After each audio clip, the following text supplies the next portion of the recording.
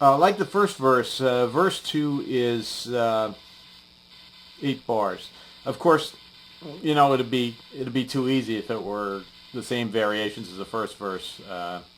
It's not. So I'm going to go through it the same way I did before, just calling out the endings to the basic riff that you learned in part 1.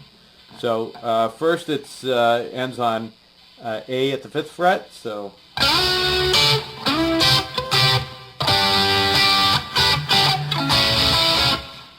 then the 10th fret riff.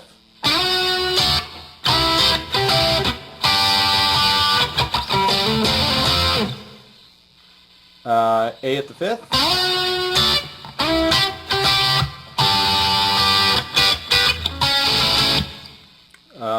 And then A at the 9th fret.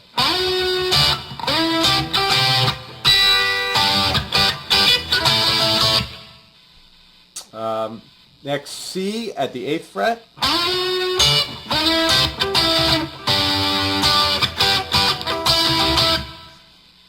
The 10th fret riff again.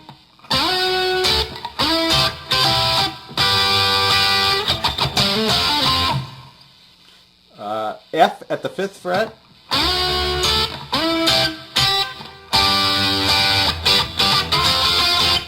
And C at the 8th fret.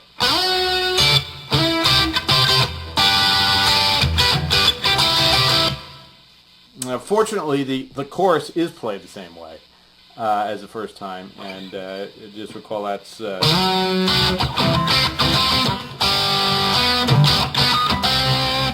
so if you need to review that, that's in part 2. And then once you're past the chorus, you're ready to move on to bridge number 2, which is slightly different from bridge number 1, but basically uses the same chord forms.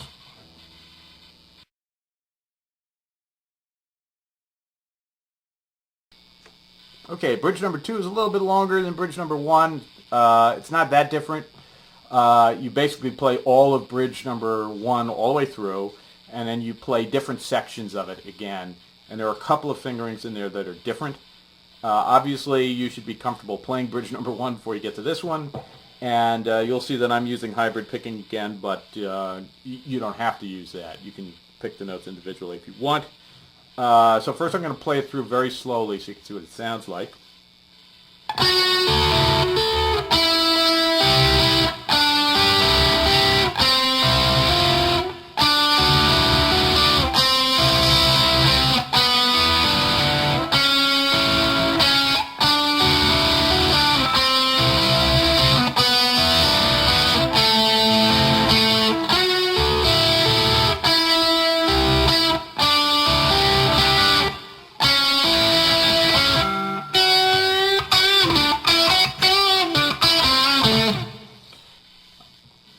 Okay, so what you can see is that the first part, as I said, is identical to bridge number 1. However, when he gets here the first time,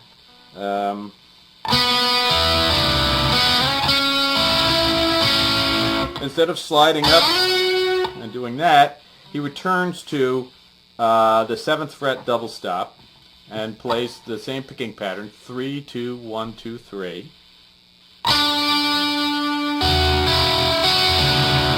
Slides down to the 5th, then plays the B string 3rd fret and a G string 4th with a 3, 1, 2, 3 pattern. And instead of sliding up 2 frets, he slides down 2 frets and plays 3, 1, 2, 3.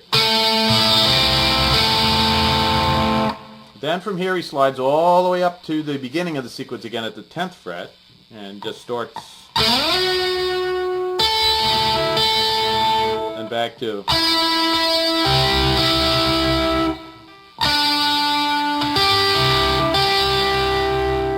And then the final chord, instead of sliding down to the 5th like this, he switches his fingering so that he's playing first finger on the B string 5th fret and second finger, middle finger on the G string 7th fret.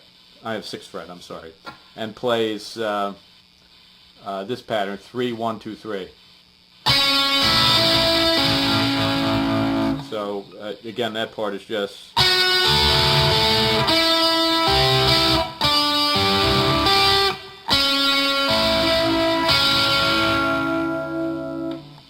And then he moves into his solo.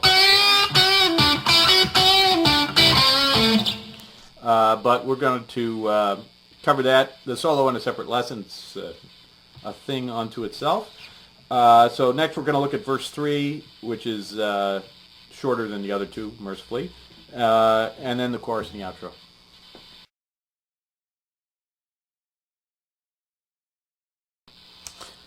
Well, the Spin Doctors wouldn't be true to form if this verse was the same as either the first or the second verse.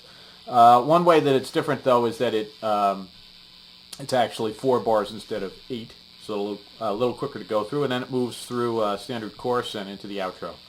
So I'm again going to just call out the variant chord endings at the end of each bar, and the first one is A at the 9th fret.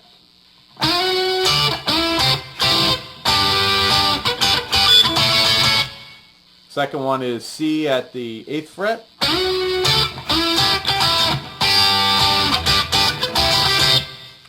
Then A at the 5th.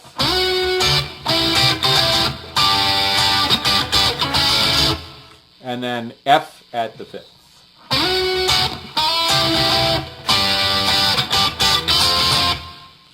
And then after that, it moves into the only thing that's always the same in this song, which is the chorus, although that does end at a slightly different place.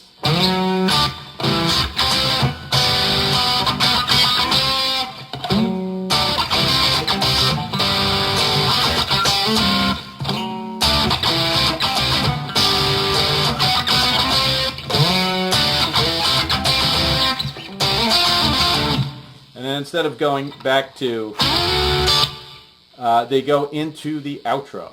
Now the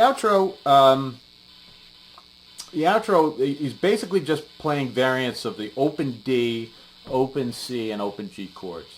And if you wanted to, you could just play D, C, and G like this. But if you want the sound that he gets in the studio, you play it like this. You play regular D,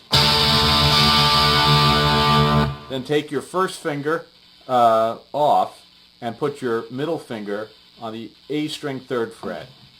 And that's a C root, and you're playing only the A, D, G, and B strings. Then move your middle finger to the E string 3rd fret for G root, and play all the strings except the high E. So that will sound like this.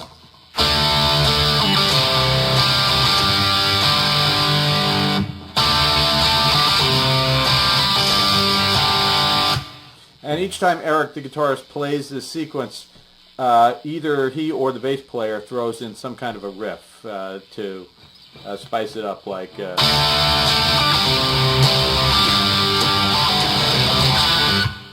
or...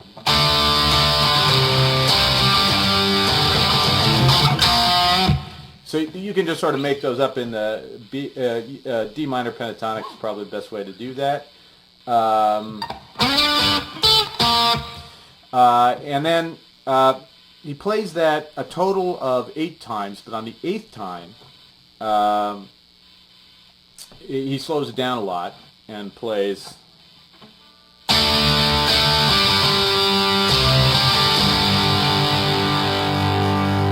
He plays a C major 7 chord by barring the 3rd fret, and then putting you put your middle finger on the G string 4th fret and your ring finger on the D string 5th fret and your pinky on the B string 5th fret, and you're only going to play up from the A string. You're not going to play this G on the low E string, and you strike the A string, and then you play the chord up from A, so it's...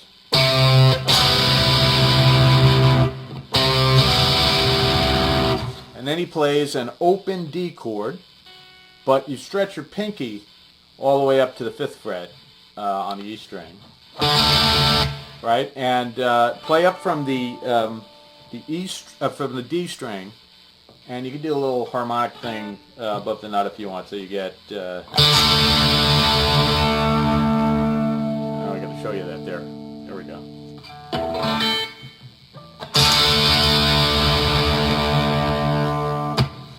And that pretty much covers it. I'm going to cover the solo in another lesson in the future.